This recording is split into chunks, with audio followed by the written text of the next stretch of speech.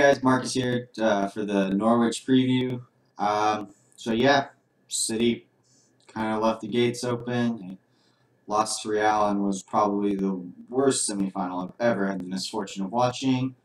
And yeah, we just have a lot to look forward to. Company's hurt, so City lose to Arsenal, which they probably will, or even if they just draw, the doors are wide open for us. So yeah, United, we've been pretty poor lately, but Norwich are worse. That's really all that there is to point out on this one. So looking ahead, it's going to be just kind of the usual team going to park the bus and we have to break them down. For this game, I definitely think that Memphis has to play, even if it is just throwing him out on the right. His ability to shoot from distance, as well as just kind of his crossing and his overall dribbling. And between Rashford, Martial, and Memphis, that'll be complete free flow of the front three. They can all play at all three spots along that front line, which will make counters a lot more efficient. For the back line, it's probably going to stay the same, although Varela and CBJ were not in the U21s match, so that kind of opens the window for potential very attacking fullbacks. I doubt Valencia gets dropped for Varela, but he'll at least probably make the bench. Rojo's been shit, so hopefully CBJ can get in there, throw in some crosses, and we can score against a team that's at this big stuff current form. They're going down, and that'll leave a very interesting battle between Sunderland and Newcastle for which rival is going to be getting more shit at that end of the stick next season.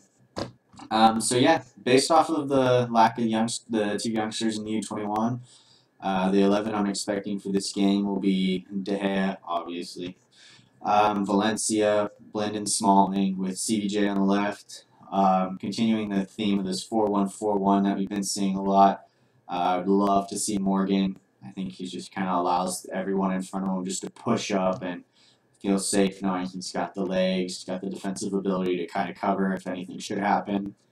Herrera and Rooney, I know that's a very attacking duo, but they both make phenomenal runs from the midfield, and it'll really open up a team like Norwich, which is just going to sit back and defend as they can kind of run the channel, just open up space for Rashford to make a run in, or Rashford can open up space for both of them. Have shown that they can really kind of shoot from distance. On the right, would love to see Memphis. Even Martial could play there, but I feel like Memphis, just with his overall crossing ability, and his finishing isn't necessarily great, but I think just due to the fact that he can strike long balls so cleanly, it doesn't matter if he's on his right or his left foot, he just has the technique for hitting long shots. So I'd keep him on the right, Martial on the left, and Rashford has to start up top. Yeah, this is an absolute must-win. I know a lot of people have kind of just given up on the thought of top four.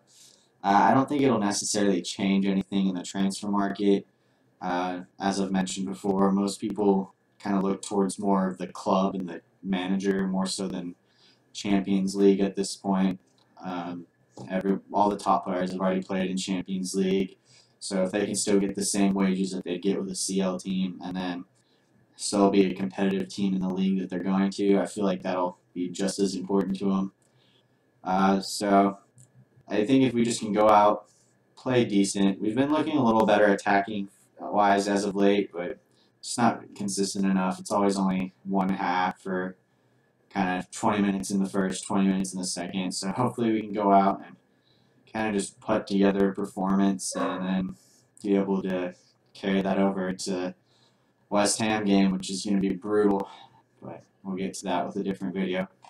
For the prediction, I'm expecting probably 2-0, hopefully. I think we'll manage to snag a goal late in the first half, and it'll kind of force them to open up in the second.